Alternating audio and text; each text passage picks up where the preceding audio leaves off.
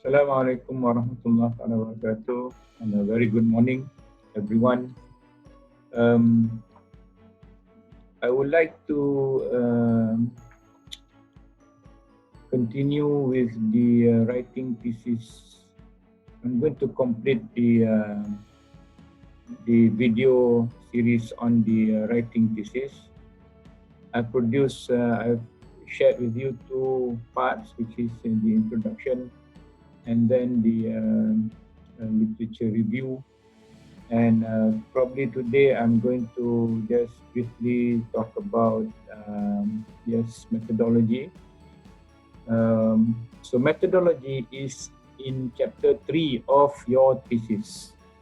I don't want to dwell into the specific methods that you actually use to collect data, analyze the data. So basically, when you talk about methodology, you are trying to present and describe the way that you're going to achieve your objective. Okay, for example, objective number 1, what's the method that actually used? Objective number 2, and of course, corresponding to the research questions that you have already developed earlier in the introduction and the literature review. So methodology will be aligned towards your objective as well as your research questions. And there are quantitative methods, there are qualitative methods, and there are so many vast methods today. So let me just click on the slideshow and share with you. Right, so I'm going to be able to share the methodology. So basically, in chapter 3, you must have all these items described in the chapter in order for you to prove to the examiners or to someone who is reading your work whether your results, that's why to assess the believability of your results. Because the results will only be valid if the method is right. If the method is wrong, then obviously, whatever result that is being produced by the method is going to be a mistake, wrong. Okay. And another thing is that's why believability, repeatability. Someone who wants to try and replicate your experiment, okay, will be able to follow your method. So the information you provide, will be able to replicate your experiment. So those who are doing experimental methodology will need to define standards that we use, the calibration of the equipment, the materials. So description of material, procedure, and the theory behind it must be described. The calculation, the technique, the data collection. For example, those who are doing design of experiments, you must decide and explain clearly how you decide on the variables, and then how do you actually set the variables at high, medium, or if you use 3 levels. So this must be described in the experimental procedures. Okay. And of course, you must define the boundaries in which you actually doing the investigation. I always remind students that you must also talk about limitation, assumptions, and the range of validity of your methods that you actually use. Description of your analytical methods, including reference to any specialized statistical software, or even, for that matter, any simulation software that you use. You must explain why it was selected, and probably a description of other available simulation packages which was not used. Well, because you don't have access to it, you have to actually explicitly mention in your methodology chapter that you have used, for example, witness software to actually do the simulation. And the range of pre-testing that is needed, and verification and validation that is required. So methodology is important for um, ensuring that someone reading your thesis or your work will be able to understand and also be able to figure out that is actually correct. So that's why I say it must be related to the research objectives. It must be aligned to research objectives. You highlight the breadth and depth of the research. You identify the variables, and you must um, put in the research design. It would be good to put it into a flow chart. For example, if you have a flow chart of steps that you go through in the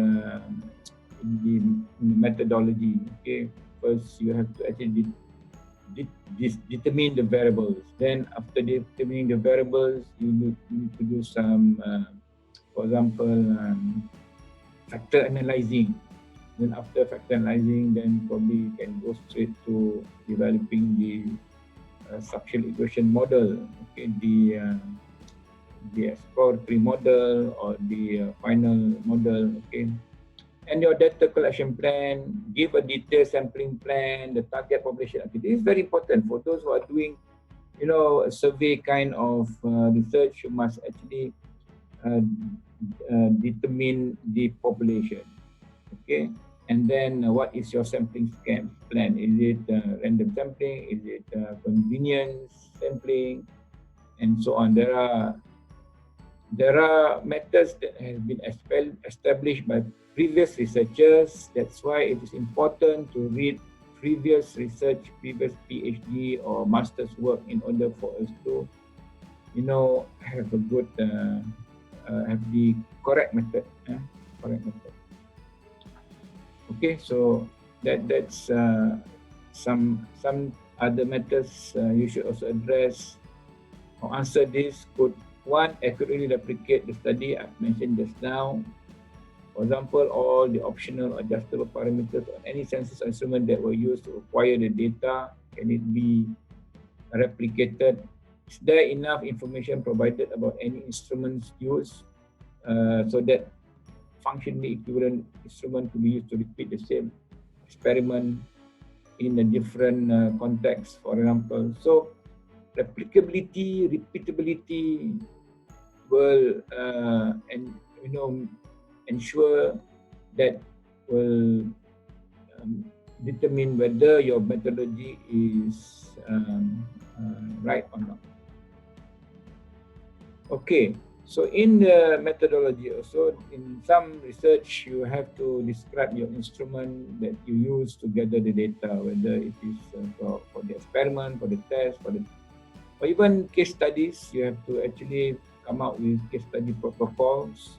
You have to design survey questionnaires, or you can design interview questions, and you must provide reliability and validity information to show techniques are valid for the study.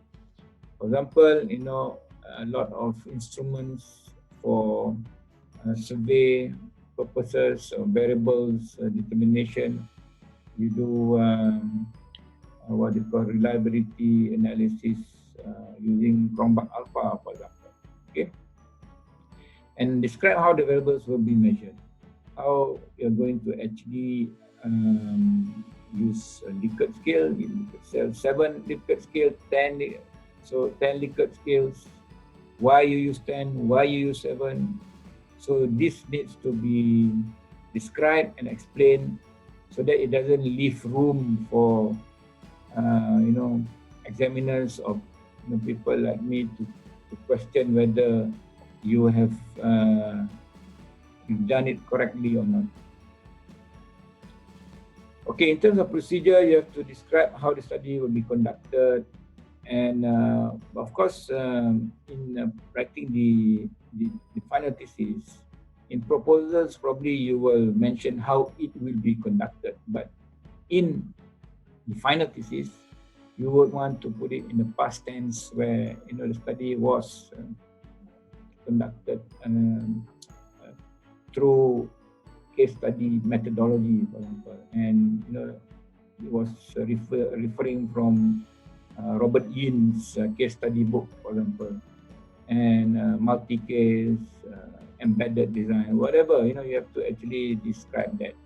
When, how, where, and by whom the data will be collected. I see many researchers or many theses failing to actually put in the details of who collected the data, when it was collected, the time frame, the first wave, the second wave, and how missing data will be treated, missing values will be treated in surveys. So those must be described in the procedure. Okay, and describe the design of the test that will be conducted, or statistical tests. For example, you're going to do t-tests. You're going to do some hypothesis testing. You're going to do some mean differences, but now it's becoming very sophisticated using structured equation modeling, multivariate analysis. But you must understand the basics, the basis of doing the test. Okay, to prove causal relationship, to prove there is multiple regression. Those must be described and understood. If you do not understand, the procedures in doing the analysis, that's why in methodology I keep on saying very simple. It's very simple methodology. How you're going to collect the data, whether it is qualitative, quantitative, experimental, medical, whatever data, how you're going to collect the data. Okay, or how are you going to actually do the simulation? Okay, then how are you going to analyze it? Because analyzing the information and the data that you get will only produce the results, will become your findings. No data, no analysis, no results. Okay, so that's very fundamental. That's very, very easy to say, but that's something that you have to describe in detail, describe in a very systematic manner. Okay, so now we come to the results part section. So in the thesis, this will probably become part of results analysis, chapter 4. Chapter 4 normally results analysis. So results are actual statements, observations, statistics. We may start with descriptive statistics, then you go into much more what we call hypothesis testing and so on. But be careful in statistics. I see a lot of people who actually duplicating the same information into two formats. For example, a pie chart with a table showing the same percentages. It's duplicating. When you present the results, you have to be careful. You have to be selective of what you're going to present. Number one. Number two, do not just cut and paste or just take the table, crude table from Minitab or from SPSS and paste it onto your thesis. And or with all the short forms and all these numbers. So clean the table, make it, summarize the table from the raw analysis, summarize and put it into a well thought out table presenting your results. You can summarize, you can combine a few things, because this is your results. It is your own summary and interpretation and presentation. Okay, so indicate information or range of variation, mention negative results as well as positive results. For example, there is no correlation between variable A and variable B. There is no mediating factor, mediating the relationship. So This is just an opinion, okay? Do not interpret the results, say for the discussion. This is opinion. Some cases you may want to, you know, well, you can separate it, discussions and also explanation. Present sufficient details so that others can draw their own inferences and construct their own explanations. So it's good to actually, understand your results and present it in a way that, others will be able to understand it. Do not write inwards. I always say do not write inwards, meaning you only understand. Always write with the reader in mind. Results, okay? So you ask this question: if I present it this way, will the reader be able to understand it or not? This is the litmus test for all writing. The litmus test. That means it is a test for you to check whether. Very easy. You just write one sentence or one paragraph. You ask your friend to read it, whether he understands or not. If a layman understands, or a person who are not doing the same area of your research understands, then you are on the right track. So discussion, start with a few sentences that summarize the most important results. So basically, it is discussing your findings, your results. What are the major patterns in observation, refer to spatial and temporal variations. What are relationships, trends, generalization, what are exceptions to these patterns or generalizations. So you want to probably relate back to previous research that has similar kind of findings to yours, that you want to, you want to say that it supports, previous findings and so on. What are the likely causes underlying this pattern resulting in the predictions? Is there agreement or disagreement with previous work? Interpret result in terms of background laid out in the introduction. So you have to fall back to your initial thesis. What's your whole thesis? Okay, so what is the relationship of the present result to the original question? If you say that, the current method has only focused on large companies and it has failed to address small companies, and I have proven that now I'm able to actually modify and address small companies' requirements. So relate back to your initial, the original question. And what is the implication of the present result for other unanswered questions in related, unrelated, related areas as well, environmental policy. And so this is just an example. Okay, what is your implication towards the impact to the environment and so on, or even industrial manufacturing industries performance? If your model, you're trying to develop a model which actually include new variables, new items or new elements relating to specific manufacturing industry application, for example. The whole idea is this: if you can present to readers that you can pinpoint the usefulness of your findings. What is the usefulness, and what is it going to impact on to other areas? Okay, avoid jumping a currently fashionable point of view unless your results really don't support them. Fashionable point of view, for example, today there's a lot of COVID issues, so we have to be mindful of a lot of things which are unknown with regards to COVID-19 issues. What's going, for example, COVID is impacting the global business supply chain.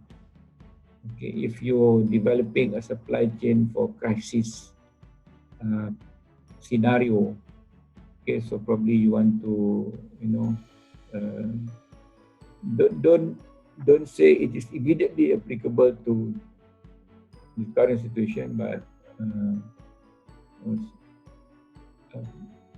have some cautious statement.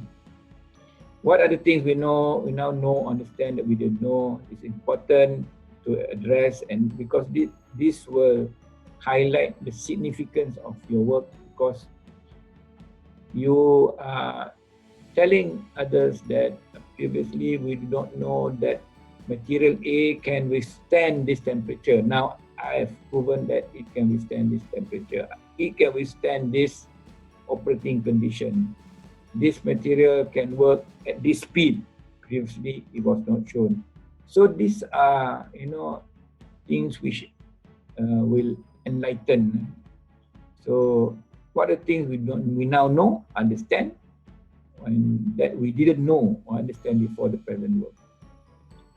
Include the evidence of or line of reasoning supporting each interpretation. So it's very important that it is following our line of reasoning, logic. Okay, logic. It is PhD is nothing but logic. Okay, it's logic. And what is the significance of present results? Why should we care? Why should we care relating to so what?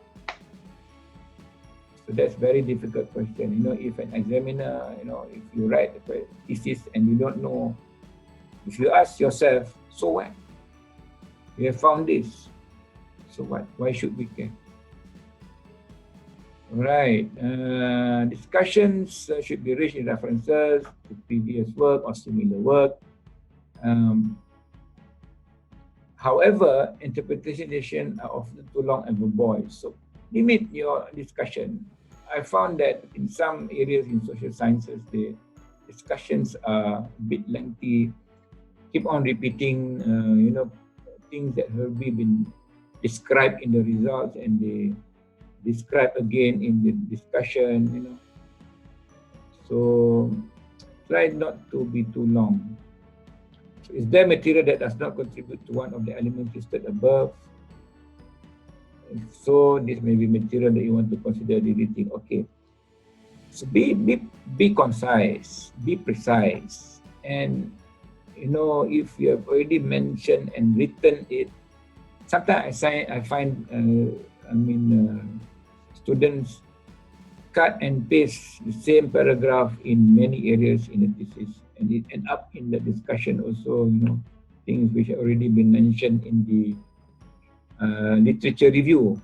It's already been highlighted, and I probably he wants to reflect back to the literature review and forgot that it's already been explained. So you need to summarize.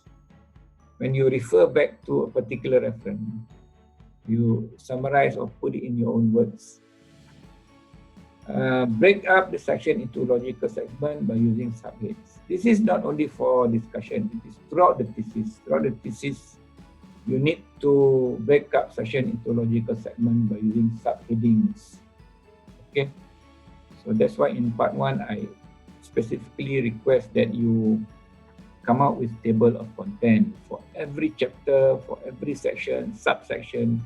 Then you know where things are missing, where things can be deleted, things can be removed, and so on. Right, final chapter, conclusions. So what the most important thing in conclusion is to tell reader that what you have actually found, the conclusion of your study, of your research. What is the strongest and most important statement that you can make from your observations? That means your significant findings. Okay, so if you met the reader at a conference a year from now, what do you want them to remember about your work? Okay, if your work is worthy of remembering, then people will remember you. That, for example, people remember me for doing TQM in small businesses. Okay, so I remember I went to one conference. One student referred to my paper, and he referred and he gave like a wrong interpretation, and actually I highlighted to him the interpretation. Frameworks have been designed in have been defined in many papers, but it's not properly being defined properly. So I told him that you need to read back. Anyway, you have to go to conferences or present your results and the discussion, and it is worthy of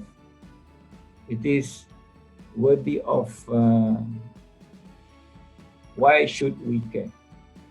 Why should we care? Okay, why should I care? I have read many PhD theses in Malaysia. Only a few still stuck in my mind. Right, so refer back to problem posed, describe the conclusions you reach from carrying out this research, conclude.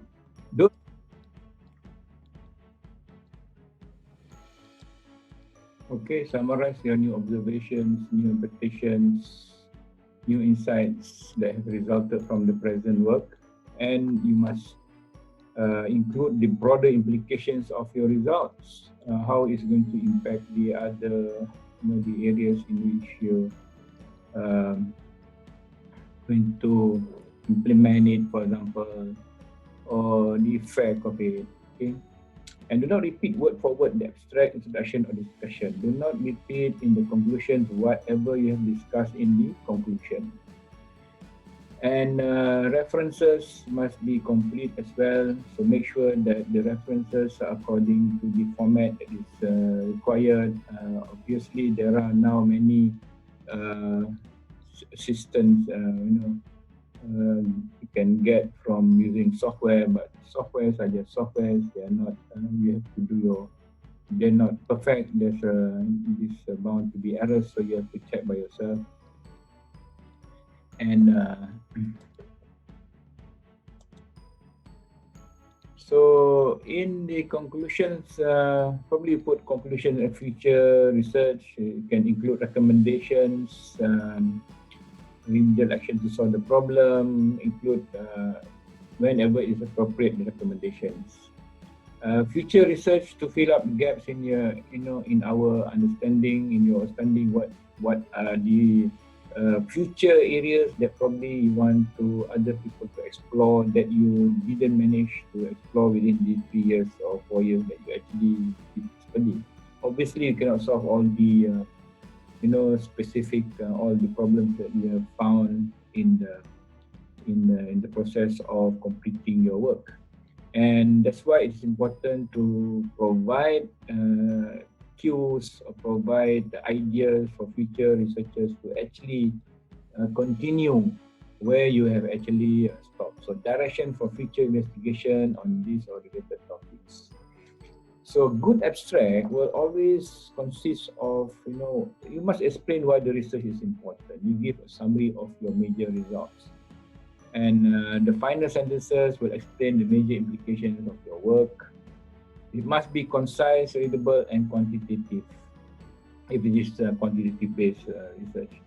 And it's about 1 page long. Some allow 2 pages, approximately 400 words.